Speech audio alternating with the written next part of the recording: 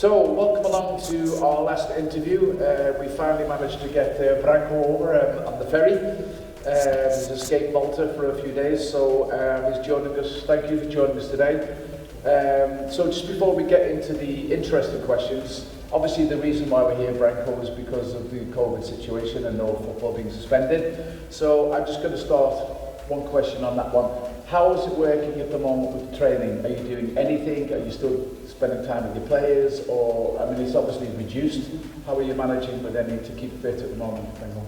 Well, this situation created some challenges for all of us, no? So we get to adapt. Obviously, we couldn't just stop and wait to see what's going to happen. We continue some individual workout. You know, the players, they received their training program, which they have to fulfill individually on their own.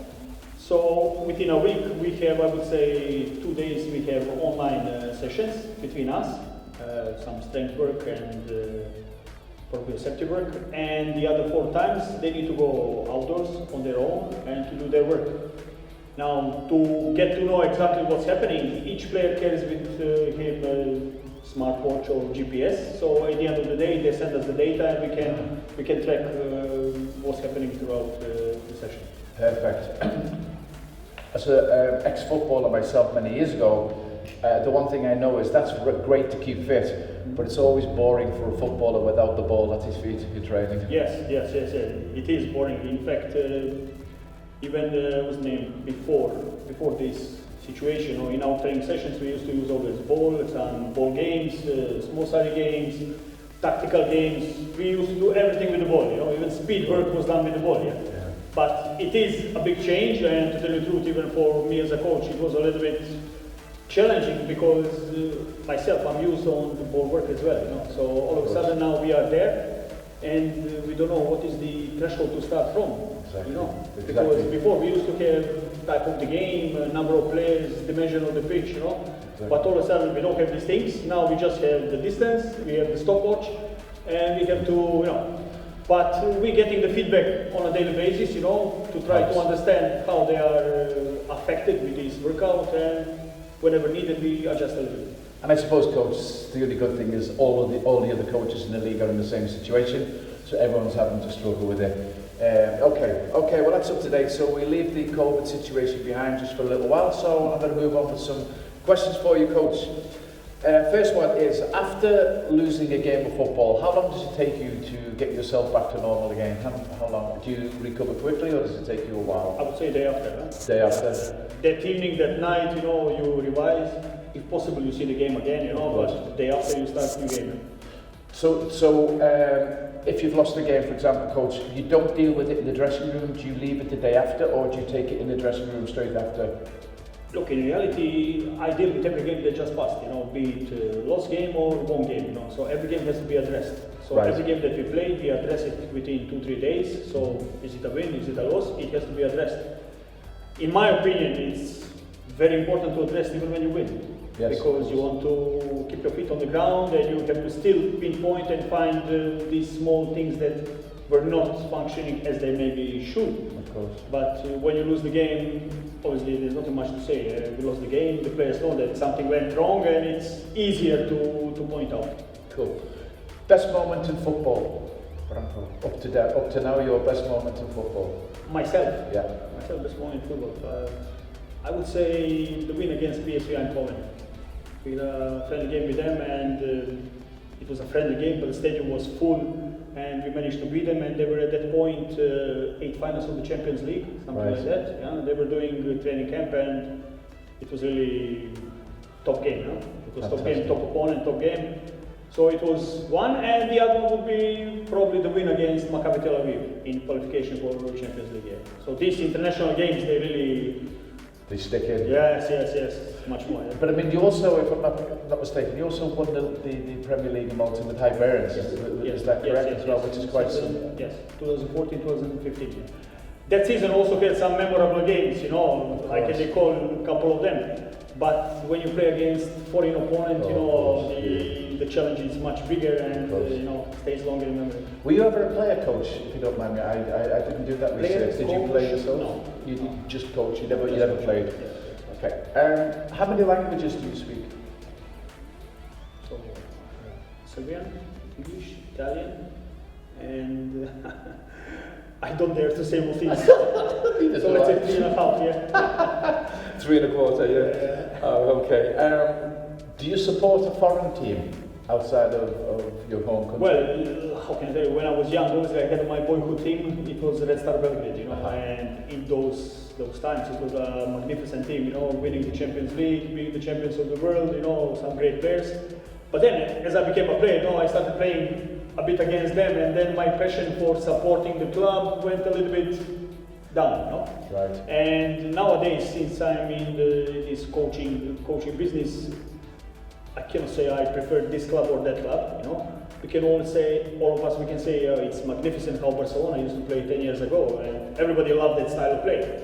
But then on the other side, everybody loved maybe Liverpool, how they played in the last 2-3 years, this heavy metal rhythm of football, But for me, it's more about analyzing teams now, I prefer to focus on a club and to analyze and to follow it up a bit, how it develops, so I see it more from that point now. If you're watching a game on TV, Coach, well, no matter who it is or what country, but a top game on TV, when you're watching the football, do you also tend to, do you take stuff from that? Do you just get, wow, I remember, and maybe bring it over into your own training? Whenever a moment pops up, I take telephone, I record, if I cannot rewind.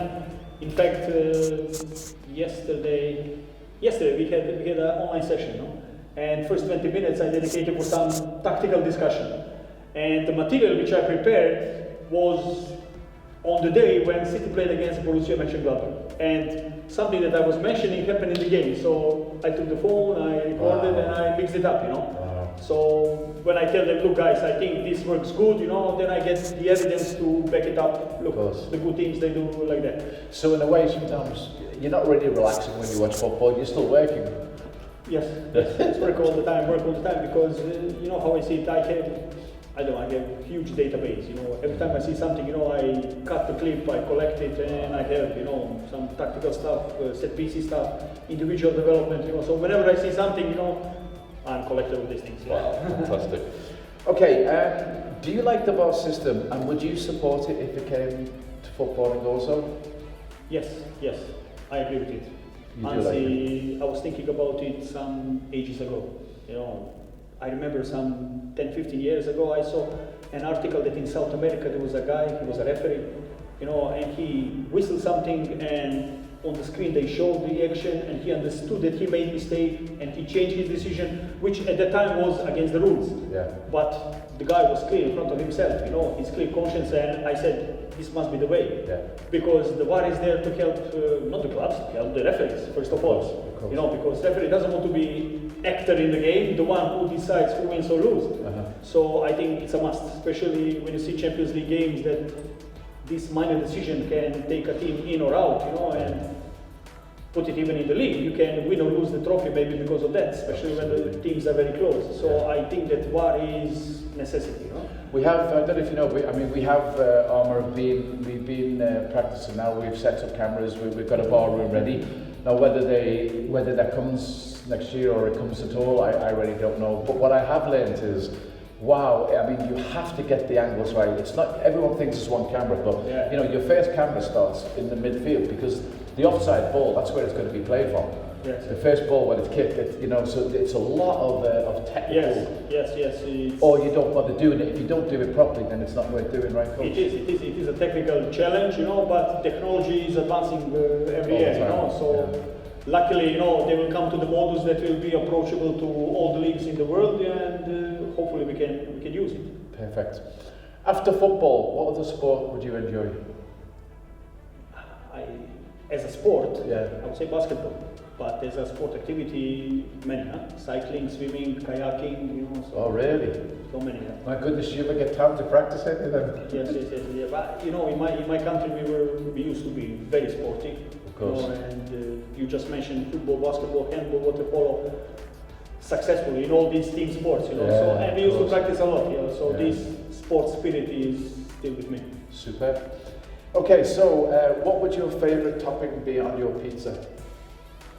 On pizza? Yeah. What do you like on the top the best? What's your favourite? Well, I don't see it without ham.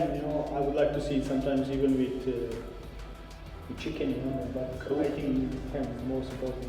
Okay. Favorite movie of all time? What was it? It is a bit difficult, you know, because there are many movies around, but lately that I was following, you know, because it is lockdown, you know, and you have more time to. Of course. You know, I saw many series and stuff, but British director Nolan. Oh yes.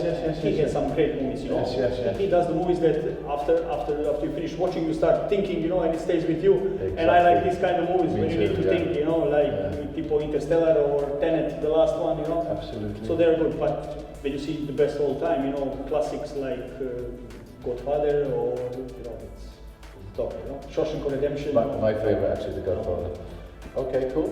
What type of music do you like, Coach? Type of music. Yeah. Pop to rock. Pop to rock. But I'm not immune on classic songs as well, classic music.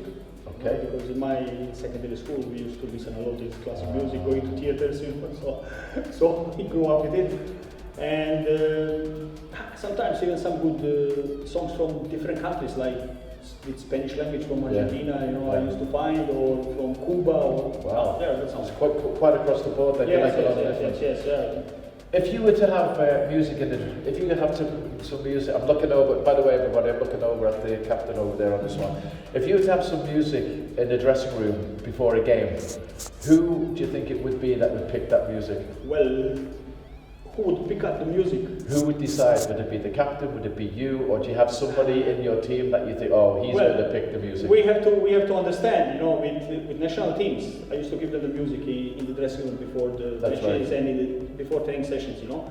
And initially, the players used to play the music, you know. And then I look around and it came very close to Queen, you know. So then I found the Queen from Band Aid concert, you know, those 15 minutes of pure rhythm and music. Yeah. And I mixed set pieces which we were preparing together with the music. Really? So the guys on the TV, they were watching the set pieces and listening to good rhythm, you know, Don't Stop Me Now. And how fantastic! Did it work, Coach? Yeah, I guess it would have. Yeah, you have to raise the momentum, and at the same time, you know, it's a quality time for them to revise the set pieces. Exactly. They also say that, you know, some of the psychologists say that music just before the game tends to empty your head, relax you a little bit, you know, rather than all the tension. Yes. It tends to help. Exactly. But we have to be careful in this case, because not every person likes the same type of music. There's your problem. Not each person gets motivated with the same type of music. So mostly the players, they would have their own individual music, which is fine, I guess. It's fine. Yeah, of course. What then could you give me your favourite singer or your favourite band from all time that you would say? Someone said you could go and see tomorrow. What stayed the most with me, the music from 80s, you know. So any singer you mentioned from that the period, 80s. Special Boys or Jimmy Somerville or, you know, Spandau Ballet, you know, they were all great music. classics for me. Great music. Yeah, these youngsters wouldn't know anything about. I am with you on that one. Great I'm with you on that one. Favourite holiday destination? Well, I cannot say exact destination, but the type of holiday would be something that is more on adventurous side. Something that you can go around and see something that is historical, or, you know, this, for example, the last holiday we went with my family, just before the virus, you know. We went to Jordan and Israel. Wow. So we visited the Petra, you know, of course, historical site, and then we visited Jerusalem, which is another great city, you know, with a great history. So these kind of holidays, you prefer that more than laying on the beach? Yes, then just go on the beach or the hotel and shopping, too restless. If you had to be on, right, okay, so I'm going to put you on a desert island now, Branko, okay? I'm going to drop you there, and you're going to be there for 6 months on your own. You're not allowed any family or any human being, it's just you. But I'm going to let you pack 3 things to take with you. What would you take? Number 1 is the laptop. Oh, sorry, you're okay. I'm going to give you water and food, so all of that's supplied. Okay, so you're going to take a laptop? Yes. Do you think there'd be internet? Even if there's no internet, you know, there's Still still some games there, you know, so you can look at laptop would be number 1. Yep. Number 2 would be something for swimming, kayaking, you know, this kind of activity, you know, and number 3, clothes is included or no? Oh, we'll give you clothes. Give you a pair of shorts. I don't know, something something to work around, yeah, because if you're alone, you need some tools, yeah, probably to work around. That's true. Okay. If you could change one rule in football, what would it be and why? Change one rule in football. I would introduce timeout. Introduce? Timeout. Timeout. You know, I'm turning more to the style of play like in basketball in NBA League.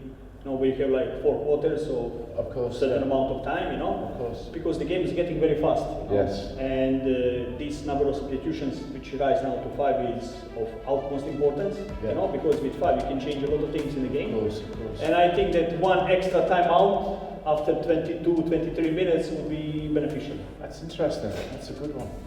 Mm-hmm. Do you think you'd make a good referee, Branko? I believe, yeah. I believe because I can feel the game. Okay, I can't say.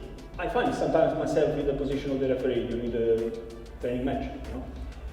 But I can feel the game, you know. I can see. I think us football players became sharp eye already. We can understand what's happening. There was contact. There was no contact, and so I think that ex-players can be good referees. Cool. Right then, if you were to be offered a job as a coach outside of Gozo or Malta, Italy, England, wherever, would it be something you would consider at this time of your career? Yes. You would definitely like to do it. I like this one. This is going to be interesting. If you could work as an assistant coach under any current manager in the Premier League, who would it be and why? Well, I'm between Guardiola and Ancelotti, I would say. But maybe more to Guardiola's side, because he's more innovative, you know. Now, of course, yeah. Yes, but on the other side, working with Ancelotti at the same time is a pleasure, you know, because the guy is outstanding, you know. His human relation is well known, and I think it's a pleasure working in that environment as well. Just an out nice guy as well, I think. Yes, he seems to be. In fact, I did meet him. I met him, yes, when I went to Milan, 2008, you know, and you can see the environment, everything was so relaxed, and they were the champions of Europe at that time, you know. And they say that he has this calming effect, yes, which is fantastic. Okay, it brings us to our very last question in this section. Do you think it would be a good idea, coach, to have one division in Gozo with 14 teams rather than as it is, and a second division with just 5 teams? Do you think it would be better to have full 14, or do you think it's good as it is?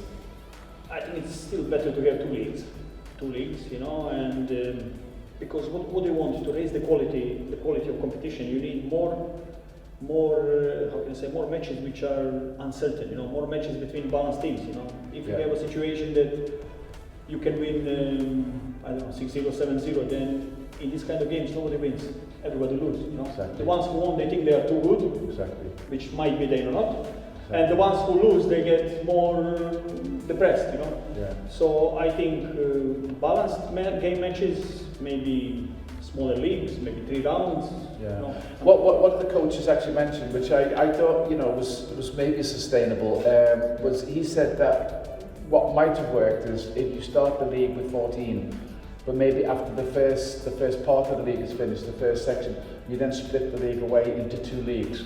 So the lower league clubs then play each other for the second half of the season, and the higher level clubs then play each other in the championship for that. So it's just something to think about. Coach, fantastic. Don't go anywhere because we've got the football part coming up now. But hopefully those questions help some of your supporters at the club to get to know you better. So thanks for taking part in that. So we now move on to part 2, Branko, coach, of this interview, and this is called Coach's Choice. So I'm going to start off with number 1, Umbro or Adidas? Blue or red? Blue. Premier League or Serie A? Right now, Premier League. Jeans or tracksuit? Jeans. Pizza or pasta? Pizza. Fish or meat? Fish. Dog or cat? Dog. Beer or wine? Wine. Messi or Ronaldo? BMW or Mercedes? Makes sense. Cappuccino or espresso? Cappuccino. And the last one is the one we've had the most laughter with. Uh-huh. Broccoli or sprouts? Sprouts. Sprouts? Uh-huh. Oh my goodness, what's I wouldn't know how to translate that. The little round green things. Sprouts. Is it salty or No. Right, so we're going to have to go with broccoli. broccoli? Okay. And when we bring Steve back broccoli, yeah. later, Steve can explain it to you. Okay. Well, good one. So what did the coach say when I asked him? Umbro or Adidas? Adidas. Blue or red? Blue. Premier League or Serie A? Premier League. Jeans or tracksuit? Brexit. Pizza or pasta? Pizza. Fish or meat? Fish. Dog or cat? Dog. Beer or wine? Wine. Messi or Ronaldo? Messi. BMW or Mercedes? BMW. Cappuccino or espresso? Espresso. And the hardest one on the page, broccoli or sprouts? Sprouts. Okay, no, stop. Okay, of course. Just before we tell you the answer, I have to tell you, he didn't know what sprouts was. Can you explain? The Brussels sprouts. Yes, Brussels sprouts. He doesn't know what they are. Like a small cabbage. It's a bit sour. Okay. It's like a tiny. Okay. That's right.